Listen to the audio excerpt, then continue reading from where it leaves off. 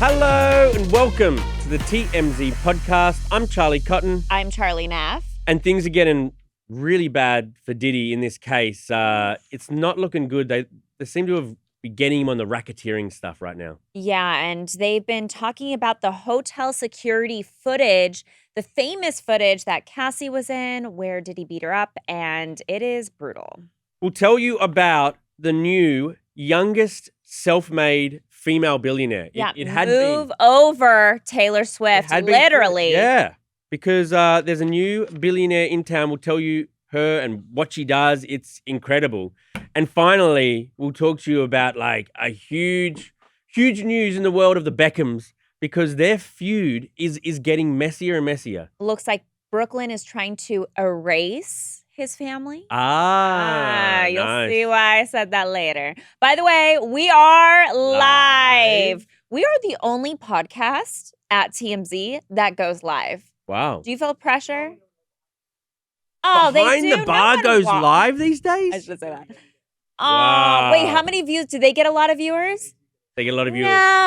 No, you guys, tell your friends, Yeah. tell your mom, tell your dad. This started as like a big pat on the back to I us. know, and now and- it's gone down the drain. But yeah, if you're on YouTube out there watching, leave your comments or your questions. And at the end of the show, we're going to read out a bunch. Yeah, so any comments to any of the stories we're about to tell you about, or even something about us? How we Comments, look. questions, The vibe. concerns? Yeah, we're here. All right.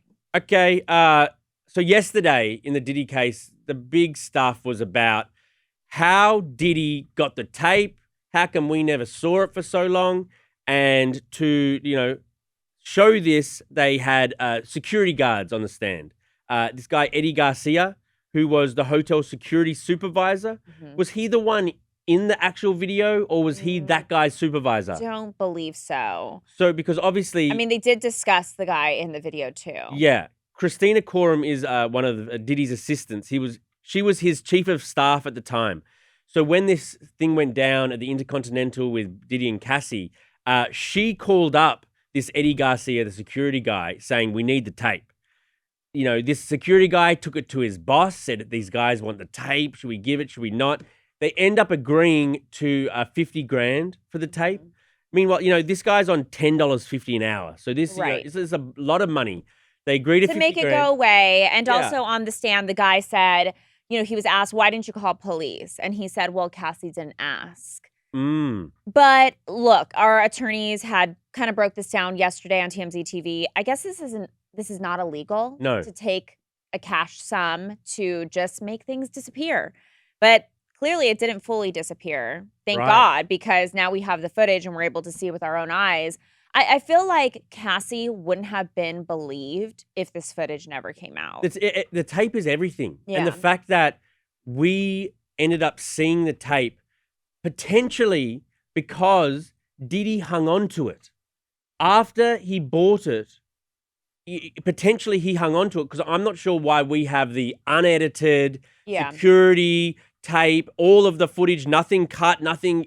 I don't know how we have that now if Diddy didn't hang on to the only copy and then in that raid, that's when we got it. Which would be crazy arrogance. Why would you hang on to an awful thing? He also kept all the sex tapes, all the freak-offs. He recorded everything and kept it. So it's not shocking that when Homeland Security came and raided his houses that they potentially found this video that he hung on to. Which the timeline kind of adds up because shortly after that raid, that's when CNN dropped the video. And also, the video that CNN dropped was a screen recording. It was like someone had taken their phone and recorded the security. Right. So I don't know who that person was who was like doing that. Yikes. But it is starting to sound a bit more like racketeering in that they ended up paying for the tape, brought a brown paper bag. Yep. There was a money counter there. They made the trade for the hard drive for the cash. That sounds like what someone in the mob would do. And when it sounds like someone in the mob would do, that's basically, it sounds like racketeering. I thought it was interesting because so these two guys, right, the two like security, whatever, supervisors got a chunk of money that Diddy paid to make this go away, for them to delete this file of the footage. Well, the guy that was seen in the video, he refused to take any money. Interesting. Because he felt like he didn't want that on his conscience. Wow. Well, he's like looking good today, isn't he? Yeah, definitely. I mean, I'm sure these guys are like, look, this is how the business goes. It wasn't illegal. Like, I mean, if you think about it, like there's so many times celebrities like will have people sign NDAs. Yeah, it's kind of commonplace. And they pay you out for that. Yeah. It's kind of, this is kind of that. It's almost like an NDA where you're paying for it. But the only thing is like this, it was like an illegal act. Yes. That's where I feel like the sliminess comes in. But like if Diddy had said to them, I want you to delete something because maybe he was doing drugs on camera, that's an illegal act. But you have less trouble with like, okay, that's embarrassing. Yeah, but when he's beating the crap out of his girlfriend, I know. like he could have gone to jail. I bet Cassie there must have been something from Diddy about like, Cassie doesn't want this to come out either. You know what I mean? Yeah, and I think that was said. Like she didn't want it to be seen. She was just about to release like a movie or something like that, and she didn't want this to like taint her reputation. But still. Yeah, but still, wow. And today, in court, the most interesting thing that I think will happen is a friend of Cassie's is expected to testify. A girl named Brianna. She has accused Diddy of dangling her off a balcony. A high-rise balcony and then thrown into furniture. So she's going to testify probably today, and then maybe later today or later this week, another Jane Doe is going to testify. I mean, they're just bringing in all these girls that have been threatened, beat up, just by Diddy. I mean, it just paints him as a monster. Right. I don't think, let's say Diddy did get free. He's never going to live the life he did before this. Oh, that's for sure. And even if he gets found guilty, maybe Trump will get him out anyway. You think so? Are they friends? They knocked around together a lot. Oof. I mean, I guess that entertainment circle, it's like everyone hung out with Diddy at some point. If him and his family play the Chrisley playbook, then why not? Like, yeah, I mean, the Chrisleys didn't beat people up. That is true. or dangle people over a balcony. I don't think Todd's capable of that. I don't think so Not strong either. enough. All right, on to our next story. Lucy Gao. Is it Gao or Gyo? Could be either. Okay. She is the youngest self-made female billionaire in the country. Officially. Bumping out Taylor Swift. Yeah. I mean, imagine like how accomplished you would be to get that title, but then how much more accomplished you would feel to bump out freaking Taylor Swift. It's crazy. She's got a net worth of $1.3 billion, and it comes because she is the founder and CEO of a platform called Passes, which is it's interesting to me that I haven't even heard of what she has. Passes. Have you heard of Passes? No, I don't think I have. And now she's the youngest. It's just interesting. The Passes is a platform where creators can build a community and directly connect with their fans, offering them things like live streams, one-on-one messaging, and exclusive podcasts.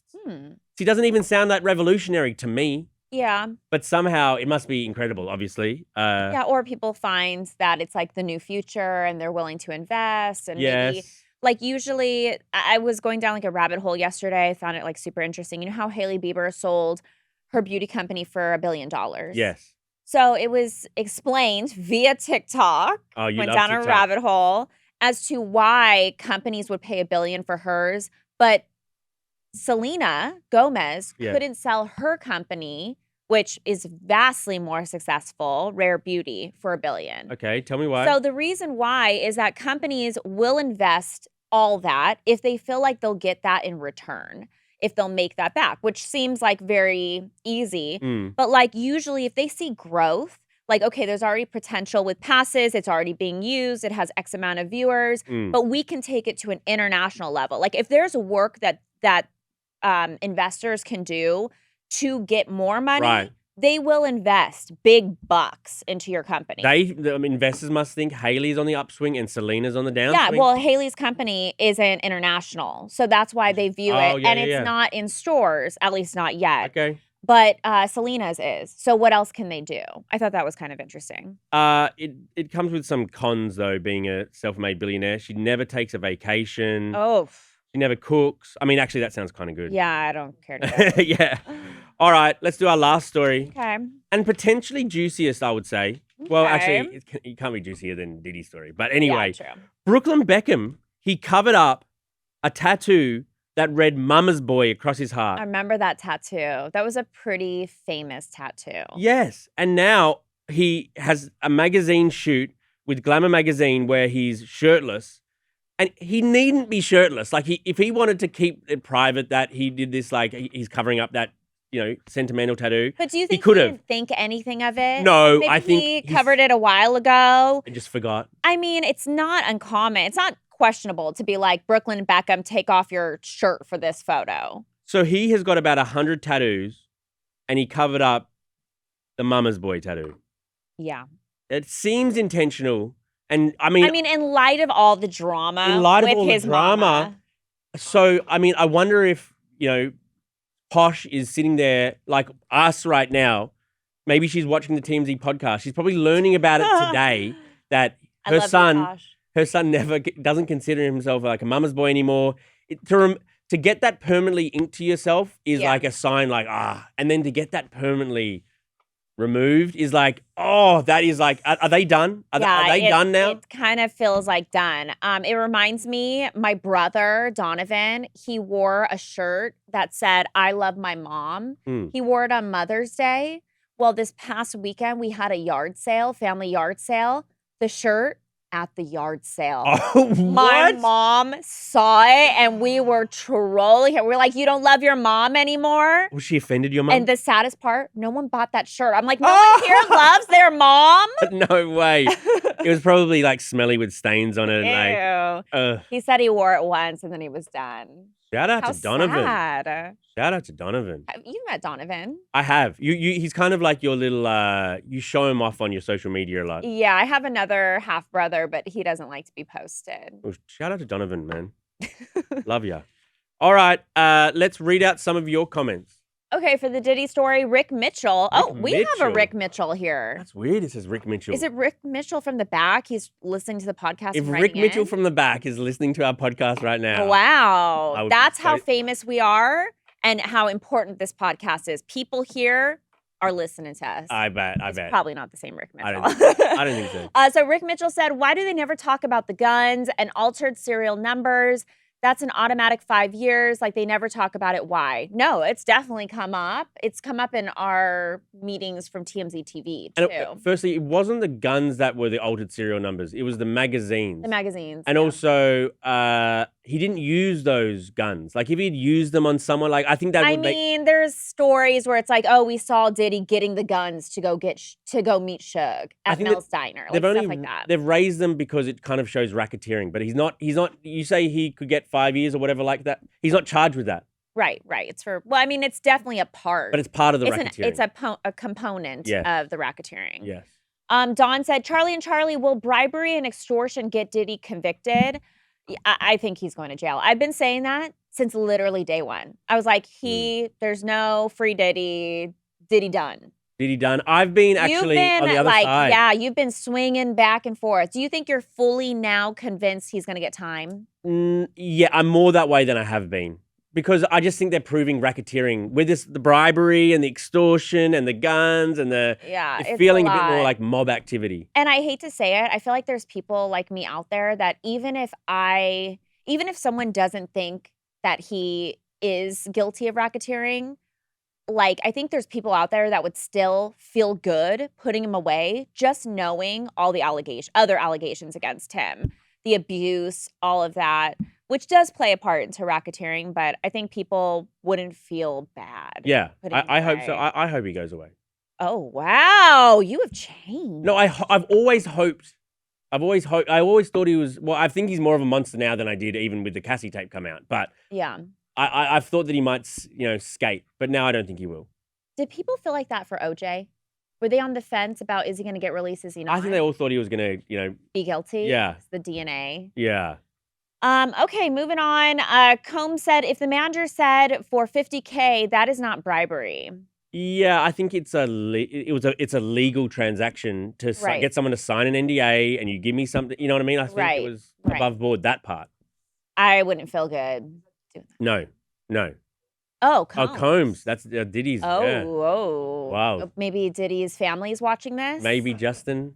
We just said he's going to get locked up for that. For the youngest woman billionaire story. Mr. WTF said, if you are a self-made billionaire, then retire. You beat the game already. Yeah, some people have this thing called ambition. Yeah, and also, like, they don't have anything else going on in their life. Yeah, like, she said she never takes a vacation. Like, yeah, which makes me think she doesn't have any friends. Like, she's sacrificed social life to have a career. So, yeah, if you left your career, it's not like regular people where we have a social life and go be with our family, our kids, our friends. It seems like she's sacrificed all that. Or maybe that's her. And doesn't have that. Yeah. That's what makes her happy. Clearly. Not me. Not me. Not me. I would love to be rich, for sure, but I don't want to work. No. So how do we do that? What's the math? Lottery. Oh, okay. Yeah. I did play the lottery recently. I got to check my tickets. A couple extra comments from you guys. Jamie Hamilton said, hi from Geelong, Australia. Geelong, Charlie. Sorry. Wow. Where is that?